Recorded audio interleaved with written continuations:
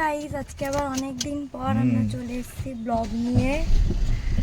আজকে আমরা কলকাতায় যাচ্ছি, আমরা 3 দিনের ওয়ার্কশপ করতে। দেখা হচ্ছে আমরা ট্যুরে কি কি করব পরে দেখাতে থাকবো। আমরা এখন মাঝ রাস্তাতে রয়েছি, আমরা এখন এখানে চা খেতে দাঁড়িয়েছি 10 মিনিটের ব্রেকে। চা টা খেয়ে আবার আমরা বেরিয়ে যাব এক্ষুনি।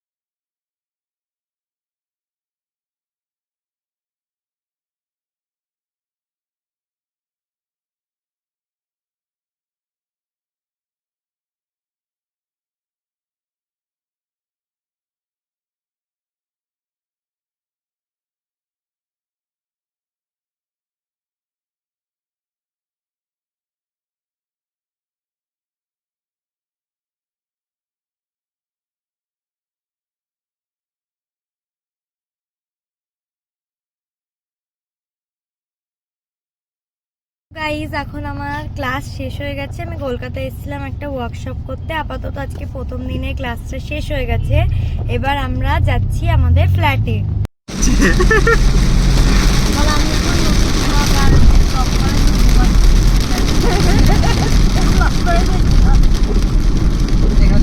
তাই আপাতত আমি নিয়ে ব্লগ করছি।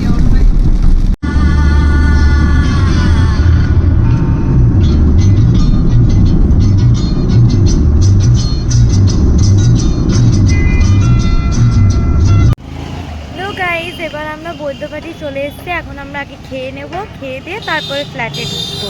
এবার আমরা খেতে যাচ্ছি। আমরা এখন হোটেলে চলে এসেছি খেতে, আমরা খাবো। আমাদের খাবার চলে এসছে, সবে থালিটা এসছে, এখনো মাংস আর মাছটা আসেনি। আপাতত এখানে দুজনা খাওয়া শুরু করে দিয়েছে, আর দুটো খাওয়া শুরু হয়নি এখনো, কারণ আমি বিরিয়ানি খাবো, তাই বিরিয়ানি আনতে গেছে।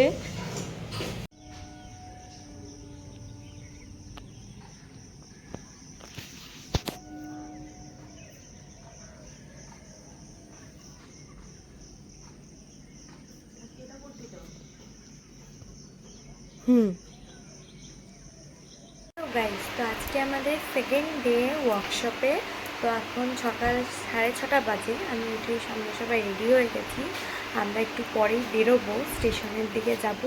ট্রেন আছে আমাদের 5টার সাথে, ওই ট্রেনটা ধরে আমরা হাওড়া স্টেশনে যাব, তারপর ট্যাক্সি করে ওখানে যাব।